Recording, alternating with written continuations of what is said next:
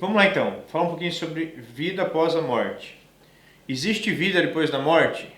Sim, sim, tá bom? A morte não é o fim. A morte, ela é a ruptura entre o corpo físico e o espírito. Vamos abrir lá em Tiago, capítulo 2. Tiago, capítulo 2, versículo 26. Porque assim como o corpo sem espírito é morto, assim também a fé sem obras é morta. Aqui ele vai usar essa expressão, né? Assim como o corpo sem espírito é morto. Então o que é a morte? A morte é a separação do corpo físico com o espírito, com a nossa parte imaterial, com aquele fôlego de vida que Deus nos deu. Então, existe vida depois da morte? Sim, a morte não é um aniquilamento, a gente não deixa de existir depois da morte, tá? A morte é simplesmente a separação do corpo com o espírito. E a doutrina do sono da alma? Eu não sei quantos aqui já ouviram essa doutrina. A ideia de que quando nós morremos, a gente fica então apagado. A gente dorme, a gente está sem saber o que está acontecendo, a gente morre e apaga. E aí em algum momento, em algum dia, no futuro, nós vamos ressuscitar, nós vamos voltar a viver, nós vamos ganhar corpos de novo. E aí nesse dia a gente vai voltar a ter consciência. Essa doutrina ela ficou muito conhecida, ela foi desenvolvida principalmente pelos testemunhos de Jeová e Adventistas, com base em alguns textos, como por exemplo 1 Tessalonicenses capítulo 4. Vamos abrir lá, 1 Tessalonicenses capítulo 4. Não queremos, porém, irmãos, que sejais ignorantes com respeito aos que dormem. Está vendo aí essa expressão? Para não vos entristecerdes como os demais que não têm esperança.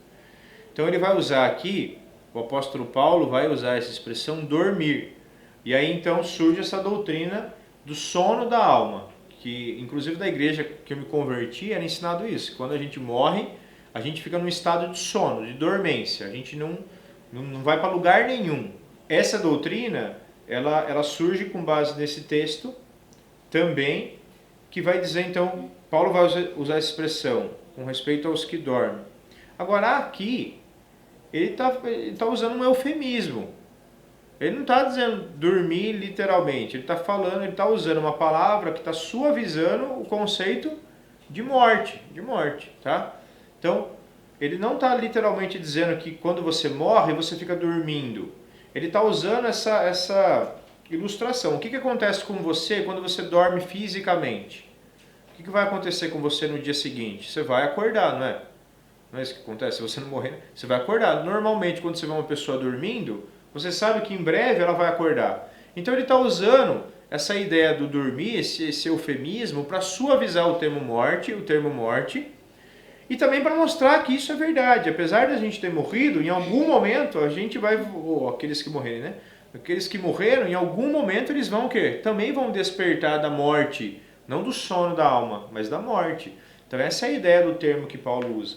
E como que a gente sabe que aqui ele não está falando de dormir espiritualmente? Essa ideia do sono da alma, ele não está pregando isso aqui, porque outros textos são mais claros no Novo Testamento e vão dizer o que acontece com você quando você morre. Então tem textos muito nítidos dizendo, olha, quando morre acontece isso, isso, isso. Tá? E esses são os textos que a gente vai ver então, tá bom?